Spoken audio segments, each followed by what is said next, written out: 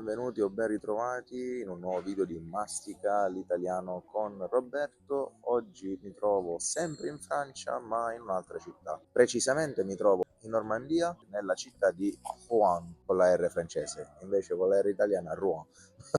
Starò qui una mezza giornata perché da quello che ho letto è una città abbastanza facile da visitare in poche ore perché il centro storico è tutto ben concentrato. Quindi seguitemi e a dopo.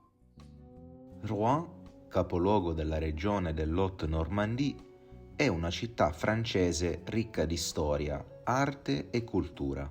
Situata lungo la Senna, è stata un importante porto commerciale e oggi vanta un lungo fiume vivace e accogliente. Il suo passato medievale è ancora visibile nel centro storico, con le sue strade acciottolate, le case a graticcio e le maestose chiese gotiche, tra cui la cattedrale di Notre-Dame, famosa per le tele di Monet. Anche se si trova a oltre 100 km dall'oceano, Rouen è considerata una città marittima e ospita ogni 5 anni l'Armada di Rouen, uno degli eventi nautici più spettacolari al mondo, con la parata di velieri e navi da guerra.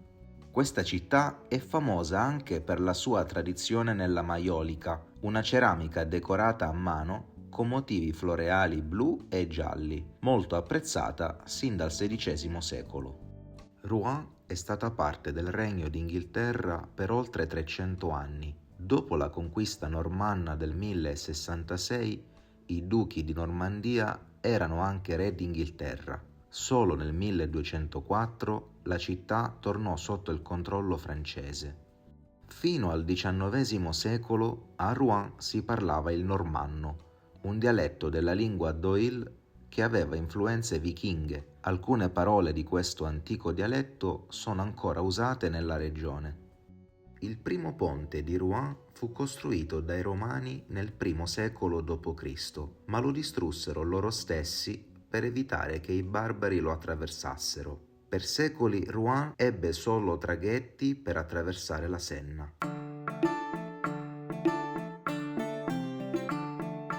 Allora, sono in questo ristorante a Rouen. Devo dire, appena siamo entrati, la sensazione è stata molto positiva perché l'odore è buonissimo, proprio si sente un profumo veramente invitante. Qui ci sono 3 formule, mi pare, di menù a un prezzo più contenuto. Quello che ho preso io è il menù da 16,80 € che comprende un piatto e un dolce. La formula la puoi scegliere tu. E invece c'è quello da 21,80 € che invece comprendeva sempre la formula di scegliere una cosa e poi un'altra, però con piatti diversi, forse leggermente più elaborati. In quello di 21,80 abbiamo preso l'anatra e un antipasto.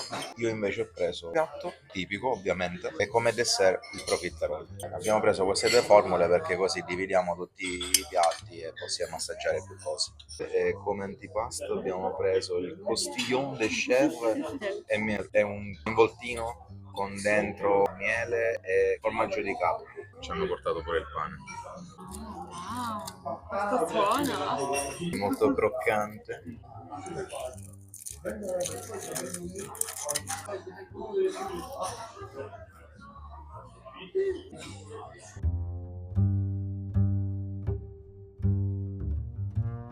Allora, è arrivato il primo piatto, quello che avevo ordinato io. Questo si chiama bœuf bourguignon, che praticamente è carne di manzo cucinata a cottura lenta, è cotta con il vino rosso insieme a questa salsa, carote, prezzemolo forse e probabilmente cipolle. Abbiamo pure una bella pallina di riso in bianco. Clara ha preso le magret de canard, che praticamente è questo, sembra un salsicciotto ma non è un salsicciotto, è un pezzo di petto di anatra. E poi abbiamo questo che è gratin de finois, sono degli strati di patate con crema, patate, formaggio a strati. Sembra molto invitante. Andiamo all'assaggio dei pezzoni di carne, ma questo si deve mangiare direttamente da qua o non so. L'odore è buonissimo, credo che la carne sia molto tenera. Infatti si scioglie in bocca praticamente, si sente che è cotto nel vino perché un poco si sente il vino. Assaggiamo invece l'anatra, secondo me è buono.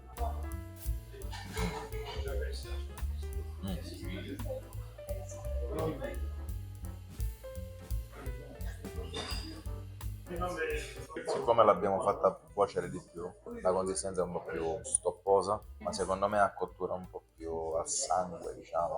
Di solito si mangia più al sangue. Io non sono un grande amante della carne al sangue, però in questo caso sarebbe meglio. E come la salsa? Molto buono. Si sente un sacco di rosmarino, assaggiamo le gratte. L'odore è buonissimo.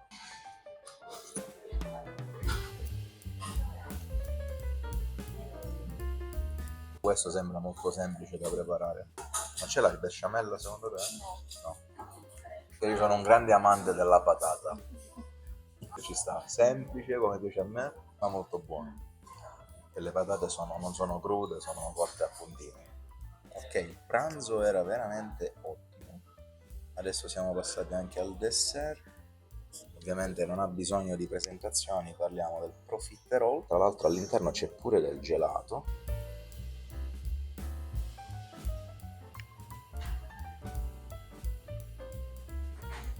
Non capisco il gelato che gusto è. Non è vaniglia? Forse sì.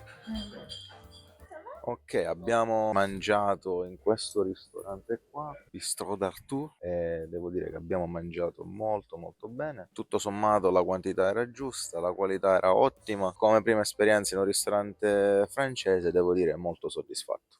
Continuiamo con il giro per la città di Rouen e a dopo. La città di Rouen è legata alla figura di Giovanna d'Arco, che fu giustiziata a rogo qui nel 1431. Oggi, in suo onore, si trova una moderna chiesa a lei dedicata. Simbolo della città è il Gros Horloge, un orologio astronomico del XIV secolo, uno dei più antichi d'Europa ancora funzionanti. La cattedrale di Notre-Dame di Rouen ha una guglia che raggiunge i 151 metri, rendendola la più alta del paese. È stata anche dipinta più di 30 volte da Claude Monet in diverse condizioni di luce. Posso dire che questa Notre-Dame di Rouen, qua mi stanno uccidendo, mi piace di più della Notre-Dame di Parigi? Lo posso dire? Non lo so, mi dà un'altra sensazione. La città di Rouen è chiamata la città delle 100 campane per via delle numerose chiese gotiche che dominano il panorama cittadino. Inoltre è anche la capitale dell'impressionismo, poiché ha ispirato molti artisti impressionisti, tra cui Claude Monet. Durante la Seconda Guerra Mondiale la città subì pesanti bombardamenti che distrussero gran parte del centro storico. Fortunatamente molte strutture storiche sono state restaurate con grande cura.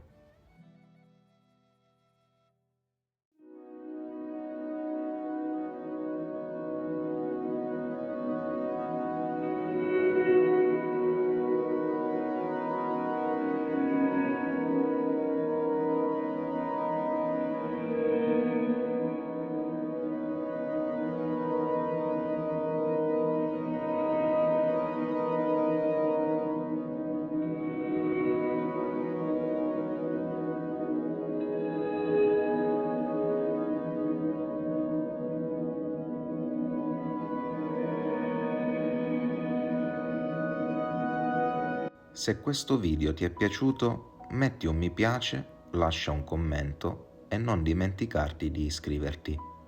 Ci vediamo al prossimo video.